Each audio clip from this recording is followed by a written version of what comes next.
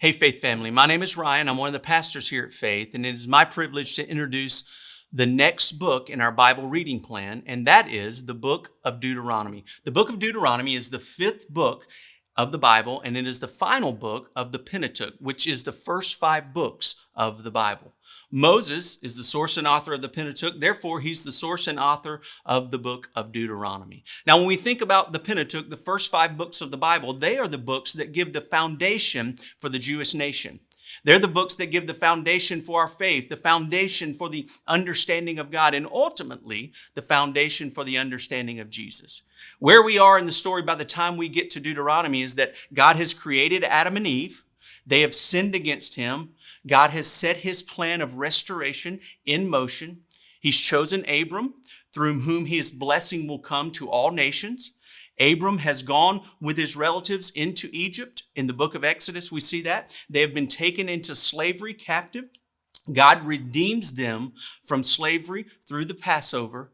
Then they're given the 10 commandments and the laws. We head into Leviticus and we see even more laws. And then we get into Numbers and they begin to take their journey through the wilderness to the promised land, the land that God has promised them. A journey that should have only taken a couple of weeks by foot, but it ends up taking 40 years because of their unfaithfulness and disobedience. And then we get to the book of Deuteronomy.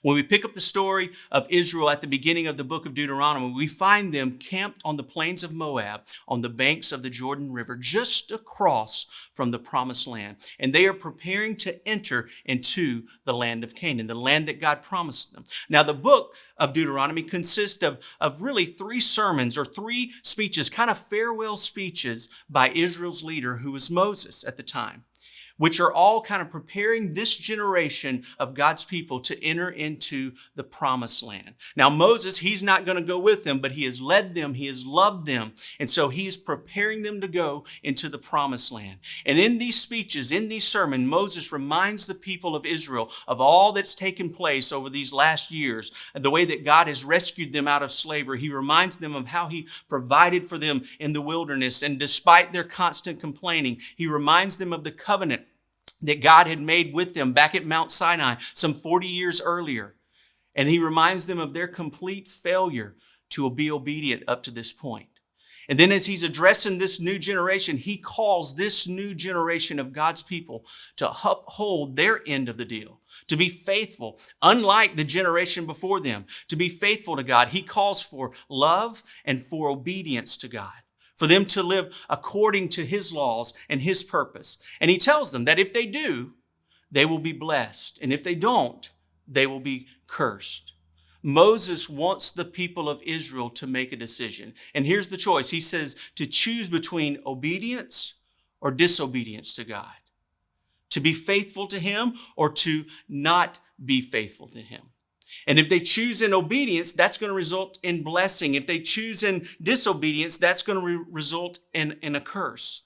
And ultimately, he says to choose between life or death. And he urges them famously in chapter 30, now choose life. You see, we know that following God ultimately brings life, but choosing to go our own way ultimately brings death and destruction. Well, sadly, Moses recognizes that Israel won't be able to do the things that they are being called to do. And the result will be exile in the foreign land. But he offers a glimmer of hope, and it's just a beautiful picture of God's grace and faithfulness in chapter 30, that at any point, the people of God can turn back to God, and he will restore them, and he will bring them back to him. Not only that, but one day God promises to fix the hearts of the people so that they can love God and find true life and rest in him. Because the ultimate problem is the heart. That was the problem for the Israelites, and that's ultimately our problem to this day, the problem of the heart. And so God promises that he's going to make a way to fix that problem. And we know the rest of the story. The problem of the heart can be fixed, and that will ultimately come through Christ and his work on the cross, and the Spirit as he renews and transforms those who acknowledge him as Lord and Savior and King. For those who trust in Jesus, true rest and life are found in him. The book of Deuteronomy is a beautiful book, a wonderful story that really reveals who we are, who God is, and our hearts, and how the cure is only Christ. So let's dive into this book of Deuteronomy. And my prayer is that as we do, we will learn, grow, and encounter the living God through his word.